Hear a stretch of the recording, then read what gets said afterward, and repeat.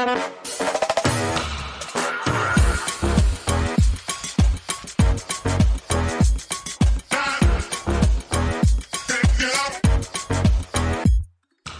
to Out of the Box with Christine, the podcast for conscious entrepreneurs. Are you willing to step into your greatness? Are you ready to shine? Well, get ready, Truth Seeker. You're in for an amazing ride. And now, here's the host of the show, Christine Blosdale.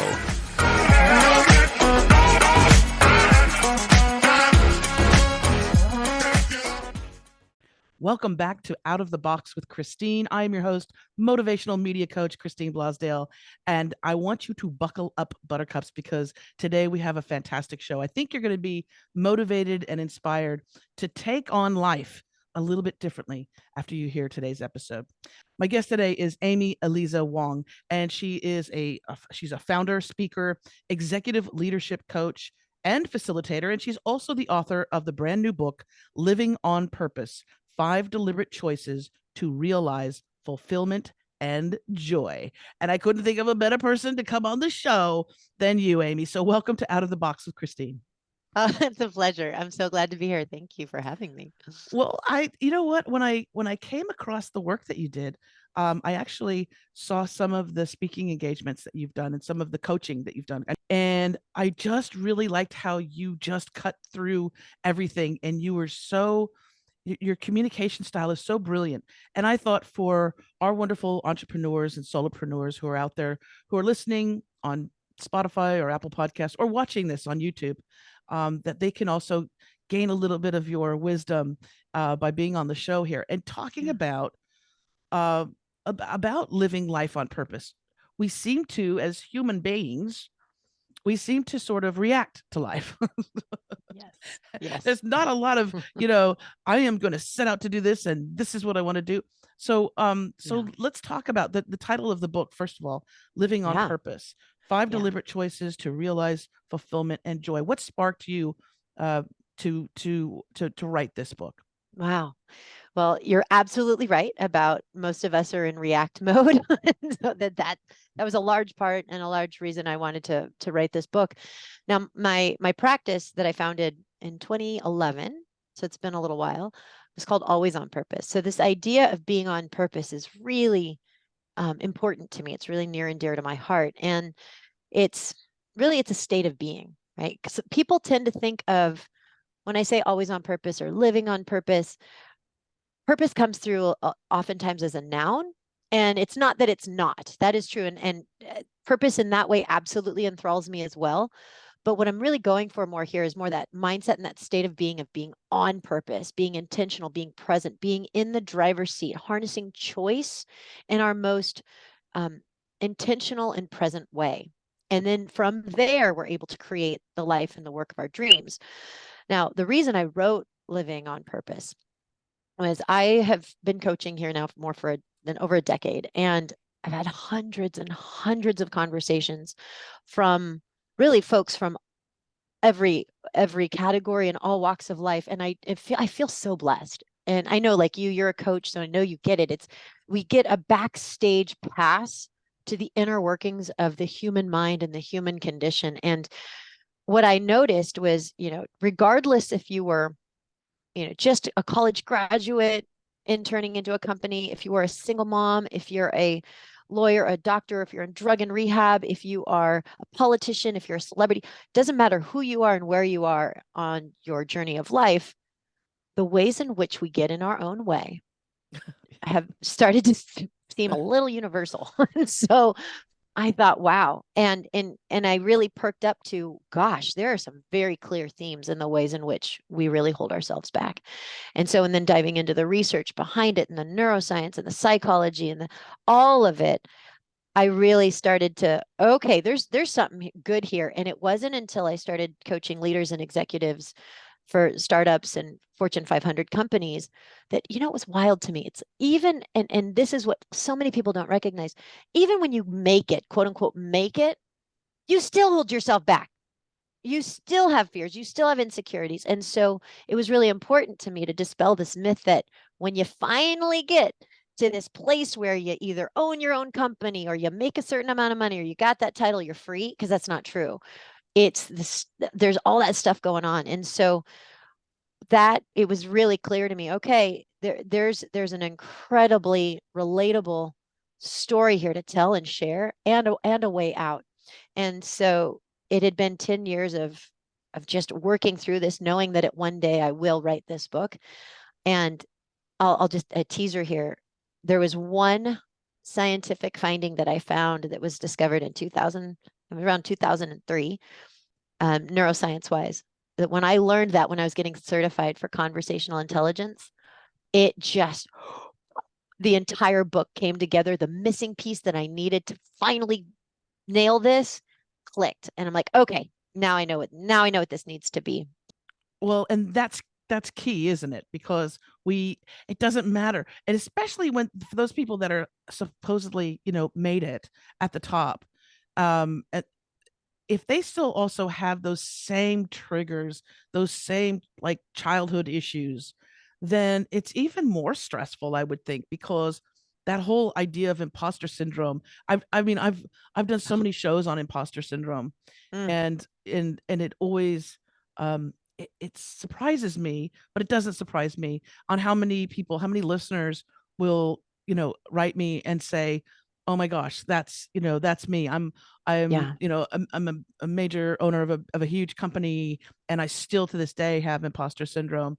And again, is that our subconscious mind? Even though on the outside, of course we want to be successful, of course we want to have great relationships, of course want to have a house and blah, blah, blah, but that subconscious mind is still listening to that, maybe that bully that was on the playground that said something really hurtful to us. That's how powerful it is, right? It's so powerful. In our words. Christine, I mean, you nailed it. It's so powerful, and it becomes such a pervasive lens, and we don't even recognize that it's a lens, but it's there. And so, there's so much to say about this. And that's why I wrote the book, because a huge piece of this book really is about freeing ourselves from imposter syndrome. But what I have found super helpful is really understanding why it's there from a neurological, from a neuroscience and also psychological perspective.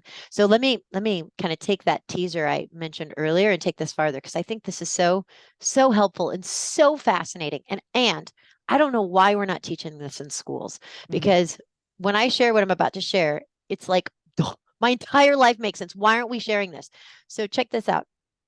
Just as humans, we're pretty unique. And as humans, when we're born survival brain dominant. I know you know this. Prefrontal cortex doesn't start developing till adolescence, not fully formed till our mid-20s. Fine, that's just how it goes. But something we're really not talking about, or what does this actually mean in terms of what's survival to the brain, right? Because when you're born as a human, you're born neurologically underdeveloped, and you're born in this totally infant, helpless body.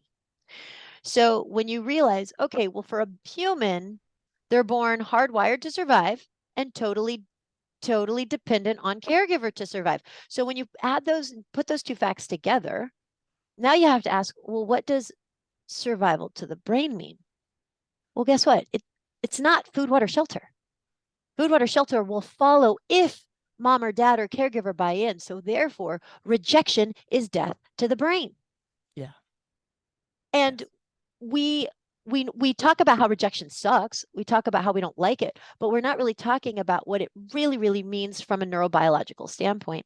So there's a wiring in us that's avoiding rejection, like we avoid the plague. And in fact, rejection registers as physical pain in the brain. It registers in what's called the pain matrix. And that's why we talk about it in the way that we do. Like when we didn't get the job, oh God, I'm crushed, it hurts. Or remember your first heartbreak in college? And you're like, oh my God, I'm going to die. I feel like I'm dying. Well, guess what? Your brain thought you were dying. It's rejection. And those feelings are painful. And so because our brain can't differentiate between tiger jumping out of a bush and colleague throwing you under the bus in a meeting, to the brain, it's the same.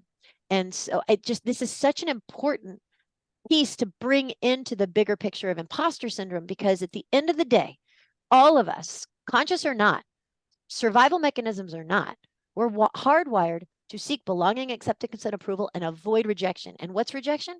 Judgment, humiliation, right? All of those things. And this is why people are scared to speak in front of other people. This is why we're so afraid of negative judgment or criticism, right? And we think, oh gosh, I'm being so unreasonable and so illogical. It's like, no, this is what all of us humans are dealing with. And so if we really want to understand what the heck's going on with imposter syndrome and how to get over it, it's fundamental to understand that it is completely powered by this fear of rejection, because it's that fear of rejection.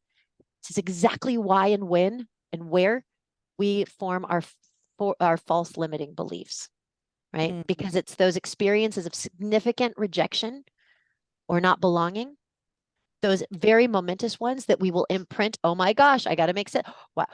And we have experiences that keep confirming that, or we seek Yes. those things that confirm that, because the ego also wants to be correct all the time. 100%. That's right. You see, you are a loser. Yeah. Yes, exactly. Yeah. Exactly. And so I have found for a lot of clients and a lot of folks, just bringing this piece, this variable into the equation, it really is illuminating.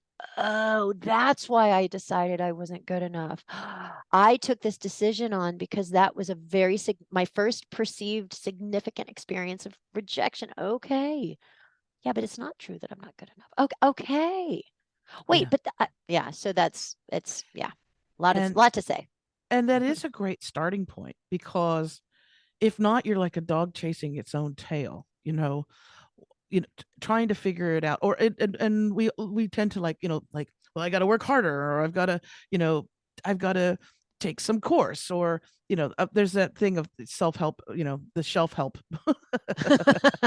Yeah. And I was guilty of that too, and I was just getting, and not the books that are on your shelf are shelf help, like, but I'm just saying is that we've all gone through that sort of the time. I think it was, for me, it was like maybe in my 30s, where I was seeking the answer. And what you say is so true, that need to fit in, that need to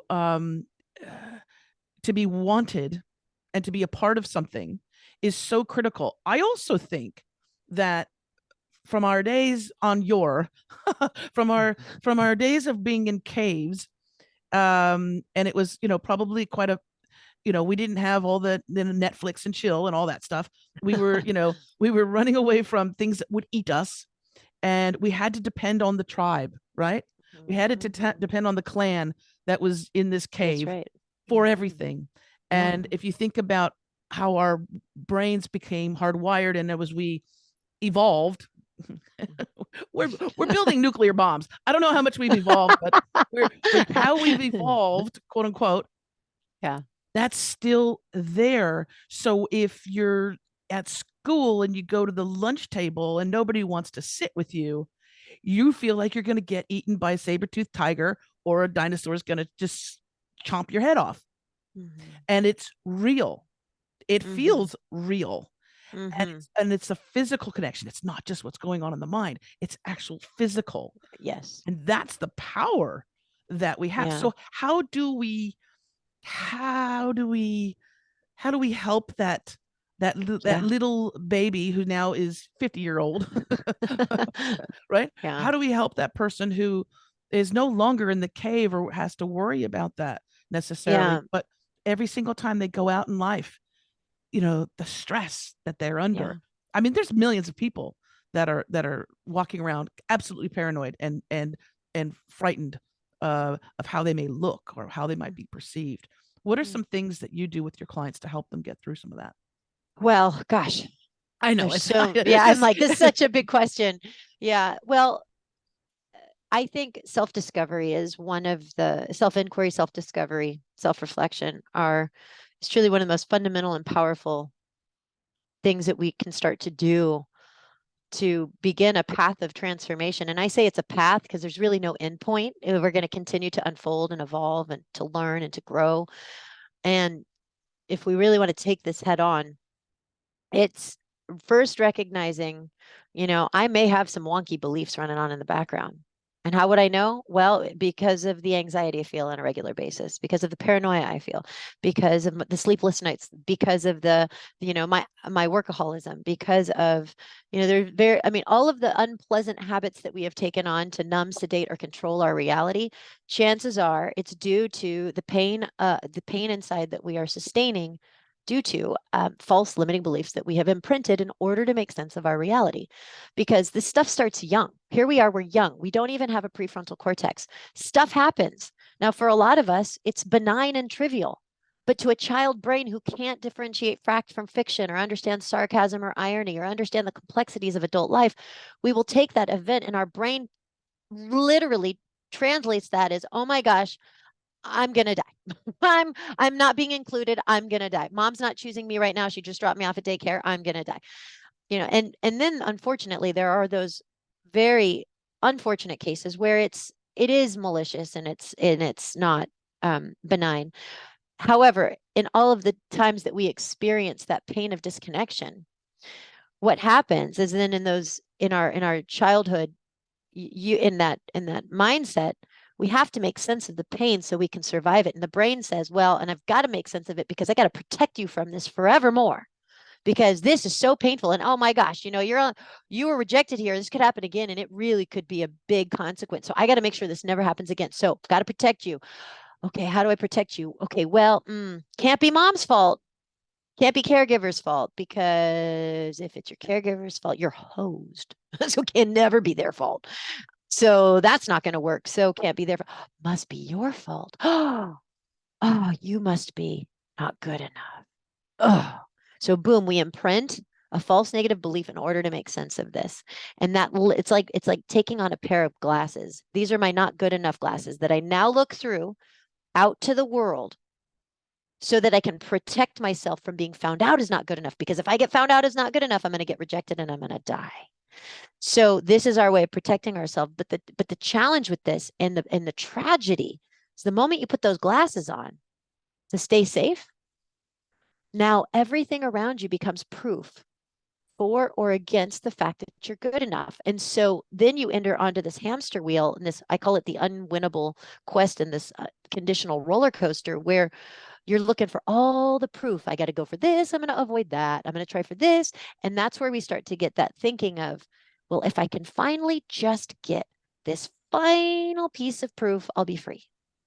But it's in the needing of proof that we're constantly validating that it's there. So there's so much to say about this, but the last I'll say, just to make this really live and helpful for folks, is to get in touch with what that primary fundamental lens is that these glasses that you're wearing, that you might not even realize you're wearing, is to answer this question from your survival brain. And you got to be really honest with yourself. So I'm going to ask this question, and you got to let it come from your survival brain. Don't let your brilliant logical mind talk you out of it. Just listen for the survival answer. And the question is this: what are you most afraid other people would either find out or decide about you? What are you most afraid other people would either find out or decide about you? So you let that sit and let an answer come. Maybe there's a handful of things that come, and that's fine. But that right there, whatever you answer with, is 100% what you believe about yourself, that you're worried about it getting found out. Otherwise, why'd you say it? And that's my backdoor way into finding what's that false limiting belief you imprinted that your conscious mind does not want to take a look at, because it's just too painful. So good. That is so good. And it is something that so many of us will go through our whole lives with those glasses on. Yes. And also seeing every single situation as confirmation of whatever that limiting belief is. And what you were saying was too, that was really important. And you said this earlier about the development of the brain, that when we're babies, and then as we age, I know the most important years are like from 0 to 7 or something like that, or 0 to 8. And listen, your whole childhood is absolutely critical and important. And this is something that I wish was taught in school as well, that because let's face it, most people, not everybody's going to have kids, but most people going through the educational system will probably procreate at some point in their life. And this is something that instead of, maybe some of these courses that they teach, first of all, let's teach them kindness. Let's teach them respect for themselves and others, because that ain't being taught. But also that what they do and say and feel has a ripple effect. And so, the words that we use with each other, and especially with our children, with our babies that come into the world, and the presence or the lack thereof, how that can impact. Because if we don't do it at the beginning of a child's life, we're not going to change anything. It's just going to repeat. We're going to have more adults that, that are hurt little babies that are going around hurting other babies, hurting other people, hurt people. And so I wish this was something that was taught. I think your next book is going to have to be also for tweens, teenagers, young people. I'm feeling it. Oh, I'm feeling it, I had Christine. that. I'm intuitive. I don't go. I'm not a psychic. Wow. And even with my coaching, I don't market myself as an intuitive. But when I get a drop on something, when you get a hit, I'm with you. Yep. I got the I'm with you. goosebumps. When the goosebumps happen, it's real. It's on. And as soon as you started talking, I saw the Living on Purpose for Teens book. Wow. Just saying. Wow. Okay. Hey, I'll take it. We'll have you back on the show when you publish that book aligns. as well. Yeah, that is so vitally important. And then also look at the pressure that our kids have now. I don't want to sound like my grandmother, it's like when I was a kid, but when I was a kid, we didn't have this. Yeah. We didn't have 24-hour a day, 365 days of the year of social media. Yeah. First of all, telling us who we should be. Right. This is who you should be. This is who you should be. But then we have that thing of the, if somebody says something, you post a picture of yourself or something like that, and they say something cruel about it, that can then go viral. Yeah. And we didn't have that back in my day. No. You had to worry about the school bully between 8 and 3 o'clock. That was it. And that was it. And hope you got home okay. But then after that, you were safe. Yeah. And so that's right. So for our kids today, we really need to help them out. And I, again, still think we should start earlier.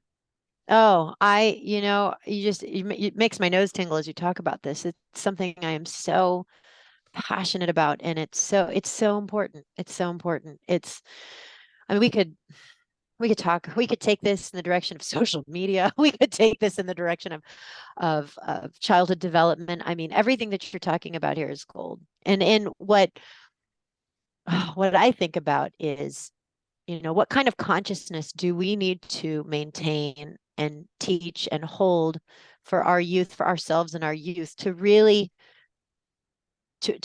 usher us into a healthy humanity. We're not there, and we're not on the right path at the moment, and it's very concerning. And in fact, so I have two children. I have a 14-year-old and a 10-year-old, and both are just amazingly wise and old souls. And my 14-year-old, he came in so toned in, tapped in. He was like channeling. He was talking to spirits. He completely denies it today. He has shut that off, unfortunately. Yeah. And he's become so nihilistic. In this generation, he's like, why even try? I don't even know why we're recycling. We're not even going to be around in a couple more generations. So I don't even know why we're trying. And then my 10-year-old is the social justice advocate. And I mean, every other week is creating new posters for their room, like save the sea otters, say, pride, all identities matter. I mean, just constantly so eager. And I just feel like with our youth, they're, gosh. Yeah. Yeah. I know. I have two teenagers as well. Yes. Yeah. But it has to start early. And also, I want to say, people, you need to grow up.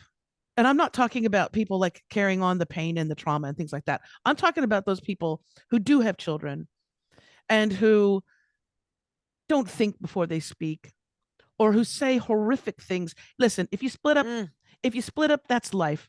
I'm a child of divorce. My parents got divorced when I was 2. mm, But if you realize that that child identifies with both the mommy and the daddy, or the mommy and the mommy, or the daddy and the daddy, they identify with both parents, even if one is a son of a gun and all kinds of stuff like that, right? So if you do split because you've grown apart or whatever happens, make sure that that child does not feel the impact of your hatred for the other person or your disappointment for the other person, all of those things. Because when you sit around and you talk badly about that other parent, the mm, child thinks, even though I know you're an adult and your mind says, of course not you. It's not you. I love you. You're my baby. mhm, No, but the child realizes that they are a combination of the two of you. So mhm, there will be some self-killing inside, self mm, it'll mhm. it'll be soul crushing. And they Yeah, might put on a happy face because we are very resilient as children, but yeah, it is damaging. And I yeah. reflecting on um there's a dear friend of mine, Julia Loggins, who was married to Kenny Loggins, the musician and singer.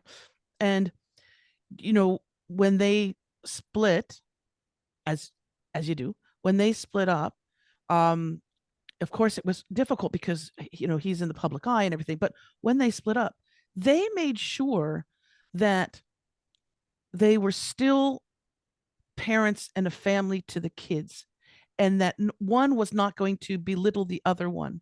And to this day, they actually get together for Christmases and things like that. They're just not married anymore, and they have their own partners and everything, but they don't have that hatred, Mm, mm, right? It's not the war of the roses, yeah, yeah.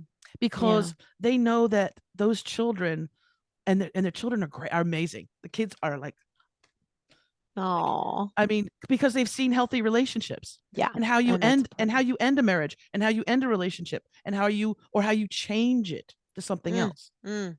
right? It's to me, this is what is living on purpose. It's being very intentional about what we're creating in our lives and very much recognizing, very mindful of the impact we're having, our choices, our words, our decisions, the impact that each of these things have for the goodness of all. And that, I mean, that's, yes, it's so important, and speaking to this whole thing about what we say, the impact we have, what we forget often is that our words really do create our reality. Our words create our world. And whether that's our internal dialogue, which, I'm sure all of us can put ourselves run ourselves through the ringer with our internal inner dialogue.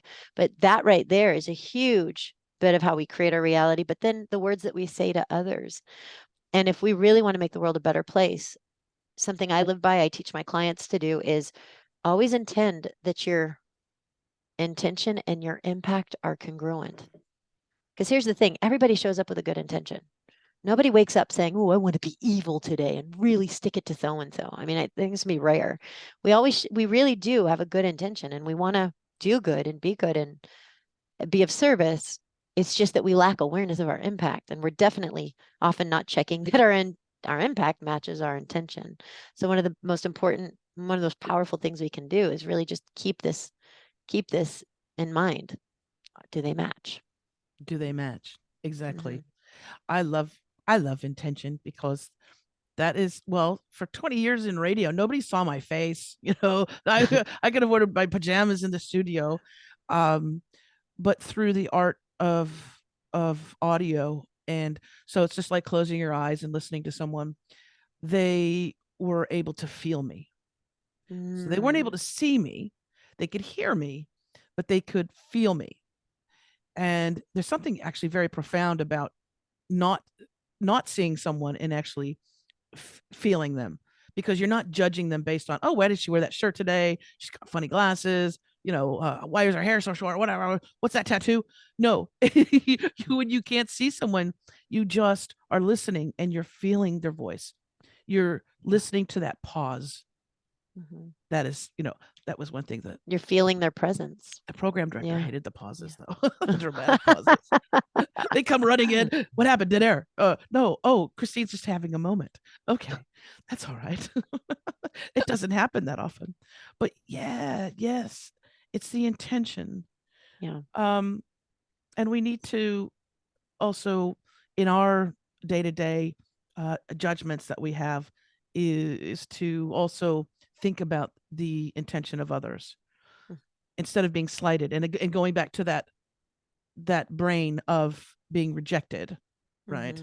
Mm-hmm. Mm-hmm. That's why so many breakups become so toxic and I mean Well, and violent. violent. And when it really comes down to it, it's people find so much safety in their rightness. And it's really a battle of being right over being harmonious. It's like it's and it's not that we are intentionally choosing, I'd rather be right than talk, than in harmony. It's just that it happens because we get so bought into our point of view. If you just saw it my way, all would be well. And so we do everything we can to get somebody else on our side. And really, it's just a matter of rightness, and an unwillingness to see another story, another side, an unwillingness to be open to influence. And so it's what you're talking about. Yeah, there's a lot, and I feel like there's a lot right now. We're all being tested. There's so much going on in the world. And then we just had 2 years or 2.5 years of extreme Yeah. pressure Right. on top of it. Right. Yeah, you know what? I would love to be able to give people the gift that I guess I've developed, and it's just been from years and years of feeling. I was extremely shy as a child. I was scared of people. I really was. I was very, very shy as a kid, and I don't know when I kind of broke out of that, but I because a lot of people too, they'll tell me, they go, "You are so confident," and I'm not arrogant or think that I'm the greatest thing since sliced bread at all. But they say, I wish I could be like you because you're so confident. You can go out anywhere and talk to anybody. My mom used to say to you can talk to anybody. And I think it's because it's not that I don't care that what people think of me. Mm-hmm. It's just that I know that I'm a good person. Yeah. And so I don't have anything to hide. Yes. So to speak. And so when I go out, I don't worry about people judging me. When I came out, my mom was worried about my safety when many years ago. And I said, but I said, no, nobody's going to want to hurt me because I'm a good person. And I like people for the most part. I like people. And so I never had that thing of really worrying about what other people thought. Because, and again, not because there's an arrogance or I'm the greatest thing. It's just going out into the world and being like a child. Being like the child that is excited to see people and to experience things, right? Yeah. Not in the way of, I wonder how they're going to judge me, or I shouldn't do this, or should I wear this? Should I, that type of thing. Yes. And if I could gift that to as many people as possible, I would do it in a heartbeat. Oh, amen. And this is such a big focus in my book, Living on Purpose, and this right here is I mean, this is the biggest topic I coach on with folks. And a couple things I would love to share. Just like you, Christine, I was so shy growing up. I couldn't even ask our server for a napkin. I couldn't pick up the phone. I mean, I was debilitated. And it's funny because my parents laughed like, that is hilarious because now you speak in front of all these people, and it's no problem. And I think I've reflected on this, and here's what shifted in my case, and maybe it'll ring true for you, is the moment I realized what it was that I stood for in terms of Oh, I'm standing for making the world a better place. Oh, I've got something that will absolutely help. I am standing for helping. I'm standing for empowering. And it wasn't because it was an intellectual thing. It came from my heart, and it started with teaching math, and then all of a sudden it was like, wait, there's something way bigger than me. I'm here having to I'm trying to do, and it just followed that. I was just speaking in front of lots of people, and it was not, and that wasn't even hard. And the reason was because the spotlight wasn't on me. I wasn't putting the spotlight on me, looking good, proving myself. Do I look okay? Am I avoiding judgment? It was like, no, no, no. Forget me. Like, I've got something bigger here. And the more and more that I stepped into that, it just naturally became, now everyone thinks I'm the biggest extrovert in the world. And I've always been like this, but just like you, that was not the case. That was not the case. When we go on holiday, I don't want to talk to anybody. Like, just let me go in the pool and swim. Yeah. Well, and it's interesting too, because of that energy that we push out, right? And the intention. You're right. It's not about you. It's about the message. It's about That's right. people connecting to that message, about you either inspiring people, motivating people, entertaining people, right, educating them, whatever, right? Yeah. But when I'm around a lot of people, like, I can talk for days on radio and podcasts and go in front of an audience, I love live audiences. I've missed that for a long time. Love that. But what happens is that I'll get to a certain point where I can't people anymore. And I go, I just need to recharge my batteries. Yeah. Yeah. Right. Yeah. And not have to even communicate, because you're always communicating, not just when you're opening your mouth and the words are coming out, but you're communicating all the time with your thoughts, with your heart, all of that. Yeah. And let's talk about, because I know we got to wrap up soon, but let's talk a little bit more about the words that we use, the things that we say to ourselves, and the things that we say out into the world, because there's a reason why it's called spelling, right? Because the connection of letters and the words, just in that order, have a power, and there is an energy. And that's why they say abracadabra or whatever they say, right? But the power of prayer, the power of the things that we say to ourselves and to others. Let's talk about those, about the words that we use, and how powerful they are. Oh, what a great conversation. And I'll do, and I'm going to connect it to something you were talking about, confidence, and something you said, which was so powerful, which was, well, I know I'm a good person. Now, what I want to pull out here relative to what we're talking about, the words that we use to create our world, is the word no. I know I'm a good person. Now, why am I focusing on no? Well, there's something so powerful with this word. When we choose to know something, we are claiming this, usually irregardless of the evidence, which essentially means I'm choosing this regardless of the conditions around me that might tell me otherwise, which is in direct opposition with the word believe. Because if I say, I believe I'm a good person, I need proof to validate that I'm a good person. And so if I need proof to validate that I'm a good person, well, guess what? I got those glasses on. Now, guess what? Everything looks like evidence. So everything's either threatening or validating. And that is not freedom. That is not freedom, and that is not confidence. So if we genuinely want to live into a confident mindset, if we want to be confident authentically from the inside out, we have to claim, we have to choose to know that we are whole and complete, worthy, deserving, and enough. We can even go so far as to say, I know I'm a good person. But whatever we follow up with, I know this, we are free ourselves from needing to prove it. And therefore, we are naturally confident, because it's the need to prove, and therefore the need to disprove, to uphold a belief in and of itself, is what keeps us from being confident. So that right there is the power of words. Just noticing how often and what you choose to know, what you choose to believe, and what you claim to know. And guess what? And here's the best part about knowing. You just choose it. Because that's the whole thing about knowing. I know this. I know this. I know I'm whole. I know I'm complete. And the moment you choose to know that, it's a game changer. So that right there, we could talk about how, We really unlock the ability to thrive. Ooh, that's good, just because with we that. can go on from there. We can go down the rabbit hole. Because when you know that you're complete, and even though you're always changing and morphing and growing, right? Because you're never stagnant, right?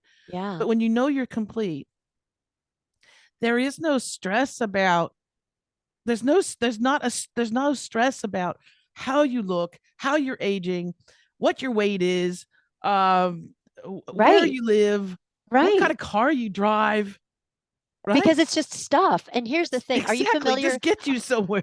I know it's just stuff. It's not evidence. It's not proof. It's just information. It's data. It's stuff. Are you familiar with Dr. Carol Dweck's No. mindset framework? No. Fixed mindset versus growth mindset. Oh, it's so powerful as a parent, as a teacher. Definitely. Oh, we could do part 2 on this. Again? Carol who?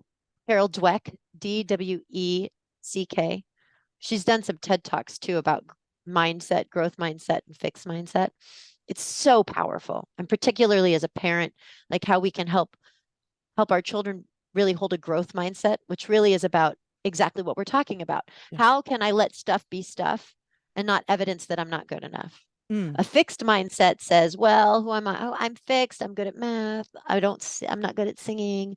And we get fixed in these traits. And therefore, if we're fixed in these traits, then when we go forth in the world, if we don't succeed, then it's just evidence that we're not good enough, right? And so these two mindsets it's either one or the other. And I just mentioned this because what you're talking about, when you know you're complete, it doesn't matter. And that's right. That's a growth mindset.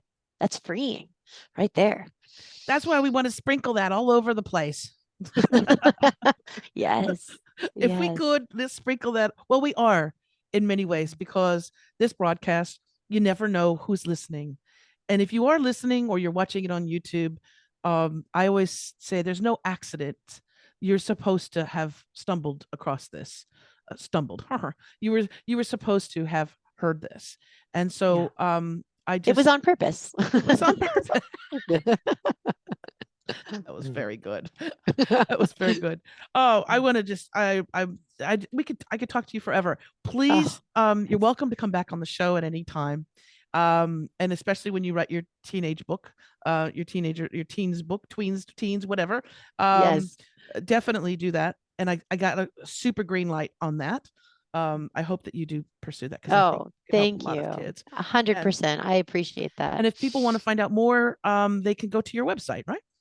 That's right. Alwaysonpurpose.com. Alwaysonpurpose.com. We'll have a link in the show notes, and we'll also have a link in the show notes for people to get the book, Living on Purpose. Right. And I understand it's available as a audiobook and ebook, audiobook, hardcover. Yeah, and I got to narrate the book, which was super fun. Thank you. I'm so glad, because anyway, thank you again so much. It's been a pleasure. Thank you for having me.